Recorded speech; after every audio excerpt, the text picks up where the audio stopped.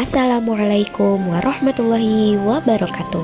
Halo semuanya, perkenalkan nama saya Zahwa Aulianida yang akan mewakili kelompok saya dalam memaparkan atau menjelaskan materi pada modul 3, yaitu Pancasila sebagai dasar falsafah negara.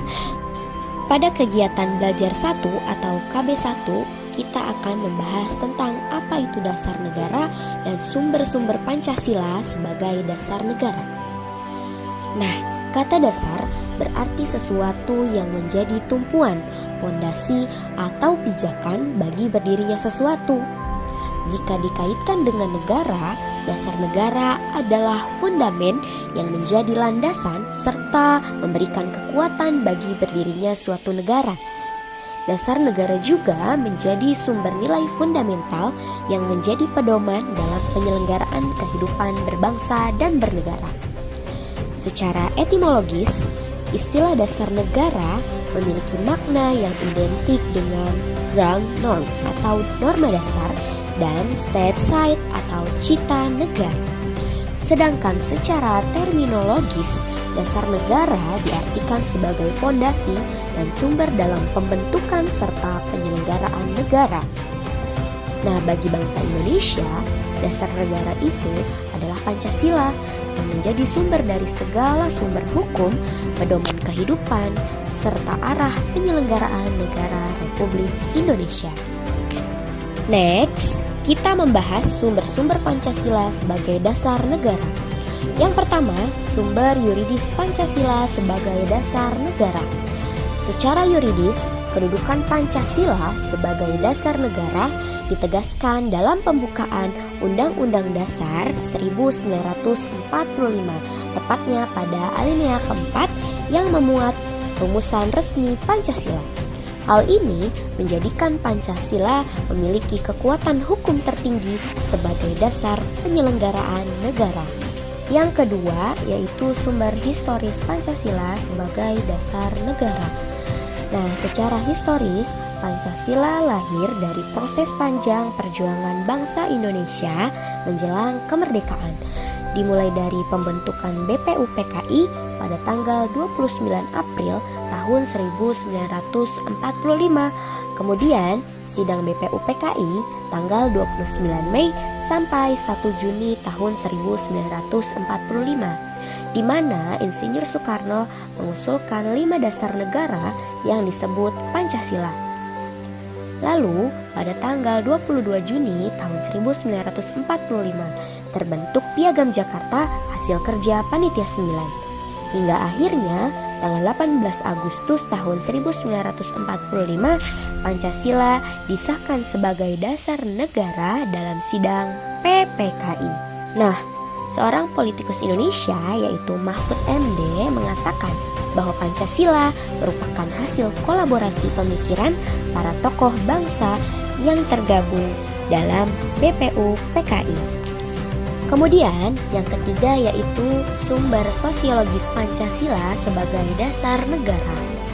Dari segi sosiologis, Pancasila bersumber dari nilai-nilai budaya, adat istiadat, dan kepribadian bangsa Indonesia sendiri. Nilai-nilai tersebut sudah hidup dan berkembang di tengah masyarakat jauh sebelum kemerdekaan, sehingga Pancasila mencerminkan karakter dan jati diri bangsa Indonesia. Selanjutnya yang keempat, sumber politis Pancasila sebagai dasar negara.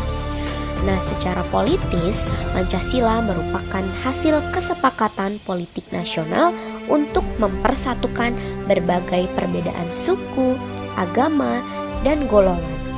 Pancasila menjadi dasar dalam sistem politik Indonesia yang menjunjung tinggi musyawarah, demokrasi, dan keadilan sosial sebagaimana tercantum dalam sila keempat dan kelima Pancasila. Selanjutnya kita akan melakukan pembahasan pada kegiatan belajar 2, yaitu makna Pancasila sebagai dasar falsafah negara. Secara filosofis, Pancasila menjadi landasan ideologis yang memberikan arah, pedoman, dan pandangan hidup bagi bangsa Indonesia. Nah, kata filsafat berasal dari bahasa Yunani. Philos yang berarti cinta, dan Sophia yang berarti kebijaksanaan. Dengan demikian, filsafat adalah cinta akan kebijaksanaan. Maka Pancasila sebagai falsafah negara berarti nilai-nilai kebijaksanaan yang dijadikan pedoman hidup dalam kehidupan berbangsa dan bernegara. Pada poin A, yaitu arti dan isi Pancasila.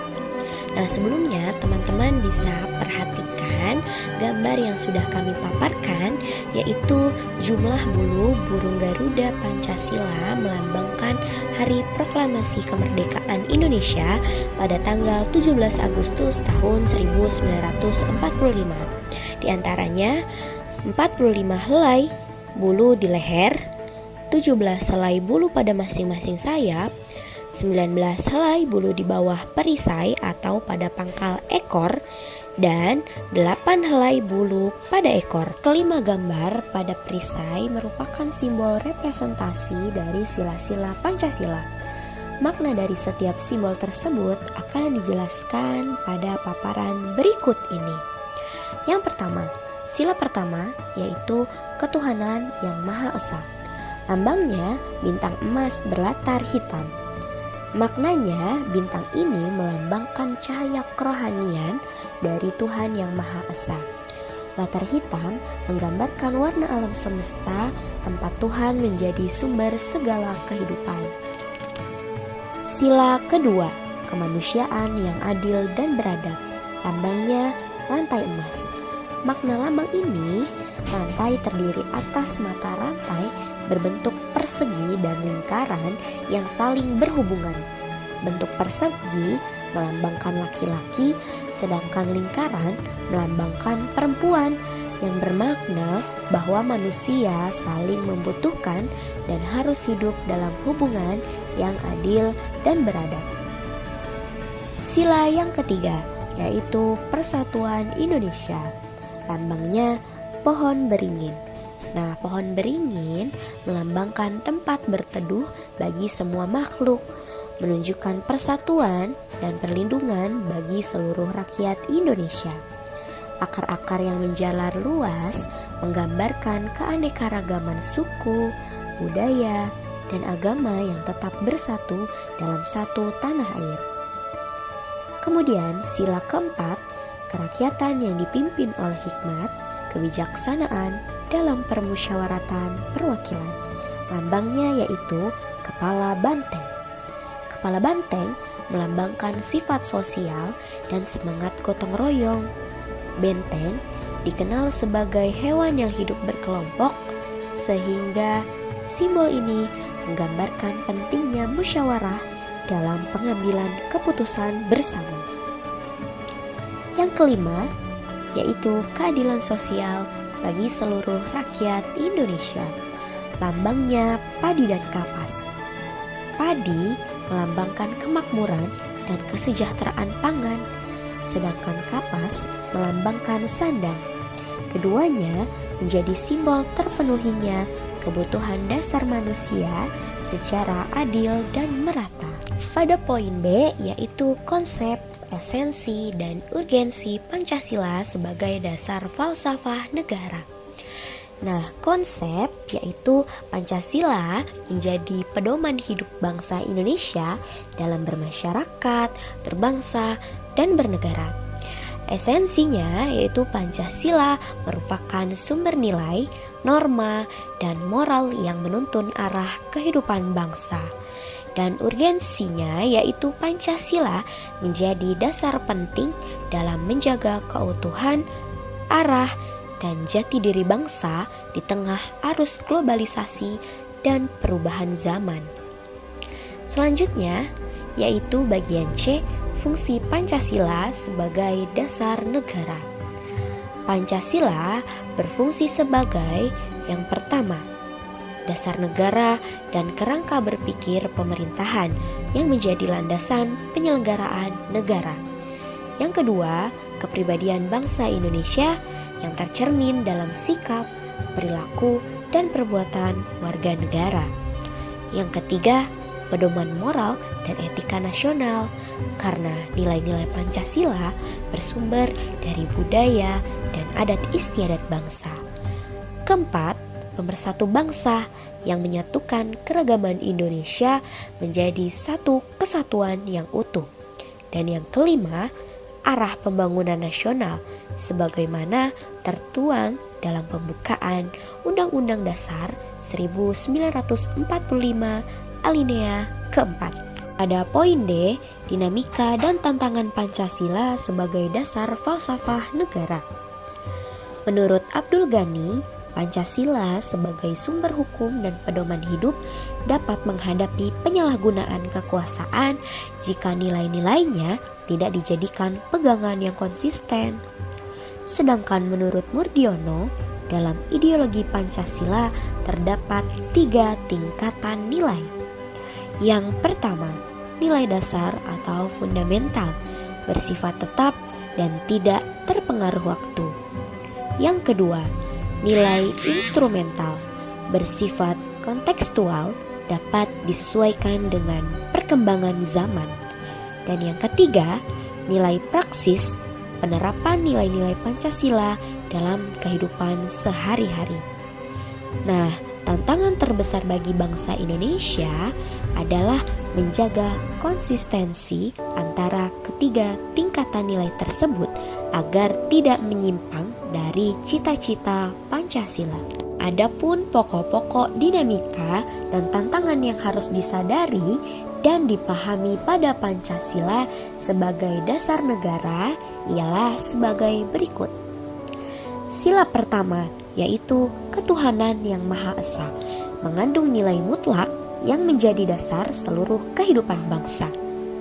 Sila kedua yaitu kemanusiaan yang adil dan beradab, berisi nilai-nilai kemanusiaan sesuai dengan hakikat manusia. Sila ketiga, persatuan Indonesia, menegaskan semangat perjuangan dan persatuan untuk mempertahankan kemerdekaan.